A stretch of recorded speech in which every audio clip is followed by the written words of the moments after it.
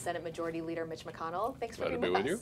I also want to take a minute to introduce my colleague Lisa Mascaro, AP's Chief Congressional Correspondent. We've got a great group of AP journalists who are here who are going to be joining us in questioning the senator. There is no shortage of news to talk about, but obviously you're coming off a really big victory, the nomination of Brett Kavanaugh to the Supreme Court, your second Supreme Court nomination of this Congress.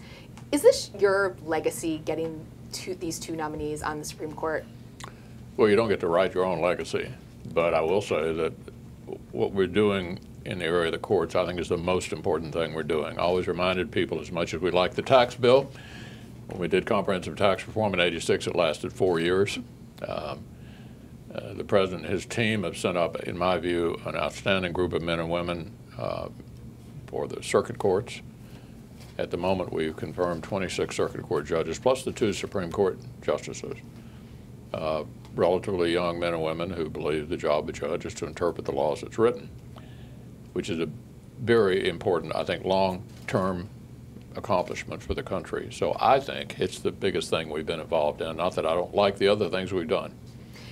You mentioned the other nominations to courts that you've been able to confirm. You mentioned the tax bill. There are things that have happened over the last year that have been really central to the Republican agenda, and yet you have senators, including longtime senators who are in your caucus, who say that the Senate is simply broken, that it's just not that much fun anymore.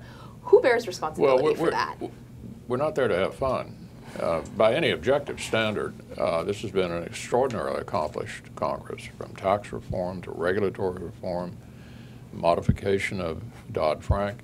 And then we've had a significant number of bipartisan moments. I don't mean to put you guys down, but when we do things together, it doesn't seem to be particularly newsworthy.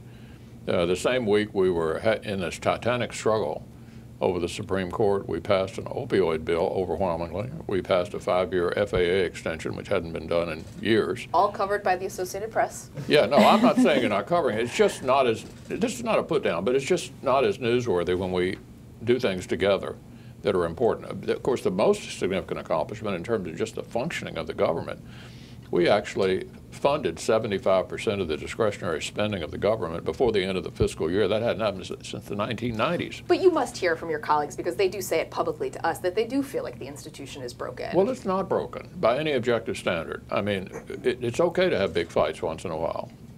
We have big differences. We had big differences over Obamacare and over taxes.